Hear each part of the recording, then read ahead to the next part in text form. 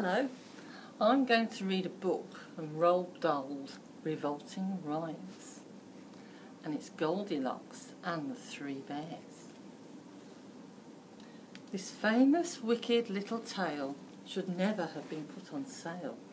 It is a mystery to me why loving parents cannot see that this is actually a book about a brazen little crook. Had I the chance, I wouldn't fail to clap young Goldilocks in jail. Now just imagine how you'd feel if you had cooked a lovely meal.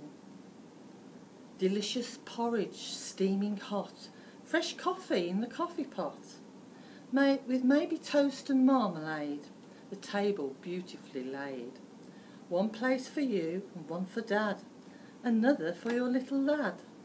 Then Dad cries, "Golly gosh, gee whiz! Oh cripes, how hot this porridge is!"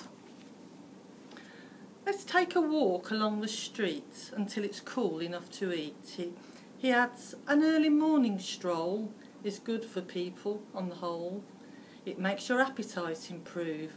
It also helps your bowels to move. No proper wife would dare to question such a sensible suggestion. Above all, not at breakfast time, when men are seldom at their prime.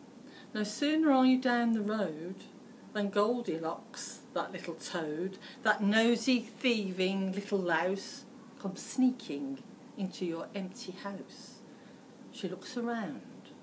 She quickly notes 3 bowls brimful of porridge oats. And while standing on her feet, she grabs a spoon and starts to eat. I say again, how would you feel if you had made this lovely meal and some delinquent little tot broke in and gobbled up the lot? There she is, look.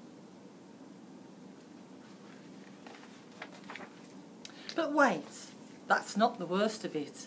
Now comes the most distressing bit. You are, of course, a house-proud wife, and all your happy married life you have collected lovely things like gilded cherubs wearing wings, and furniture by Chippendale bought at some famous auction sale. But your most special valued treasure, the piece that gives you endless pleasure, is one small child's dining chair, Elizabethan, very rare. It is in fact your pride and joy, passed down to you on Grandma's side. But Goldilocks, like many freaks, does not appreciate antiques. She doesn't care, she doesn't mind, and now she plonks her fat behind upon this dainty, precious chair, and crunch, it busts beyond repair. A nice girl would at once exclaim, "Oh dear, oh heavens, oh what a shame!" Not Goldie. She begins to swear. She bellows, "What a lousy chair!" and uses one disgusting word that luckily you've never heard. I dare not write it, even hint it. Nobody would ever print it. You'd think by now this little skunk would have the sense to do a bunk, but no, I very much regret she hasn't nearly finished yet. Deciding she would like a rest, she says, "Let's see which bed is best." Upstairs she goes and tries all 3. Here comes the next catastrophe. Most educated people choose to rid themselves of socks and shoes before they clamber into bed. But Goldie didn't give a shred. Her filthy shoes were thick with grime, and mud and mush and slush and slime. Worse still, upon the heel of one was something that a dog had done. I say once more, what would you think if all this horrid dirt and stink was smeared upon your eiderdown by this revolting little clown? The famous story has no clues to show the girl removed her shoes. Oh, what a tale of crime on crime! Let's check it for a second time. Crime 1. The prosecution's case. She breaks and enters someone's place.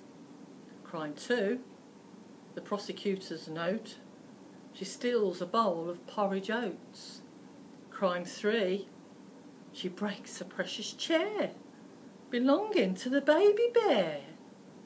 Crime 4, she smears each spotless sheet with filthy messes from her feet. A judge would say without a blink, 10 years hard labour in the clink. But in the book, as you will see, the little beast gets off scot-free, while tiny children near and far shout, goody good, hooray, hurrah. Poor darling Goldilocks, they say, thank goodness that she got away. Myself, I think I'd rather send young Goldilocks to a sticky end. Oh, Daddy, cried the baby bear, my porridge gone. It isn't fair. Then go upstairs, the big bear said. Your porridge is upon the bed. But as it's inside Mademoiselle, you'll have to eat her up as well.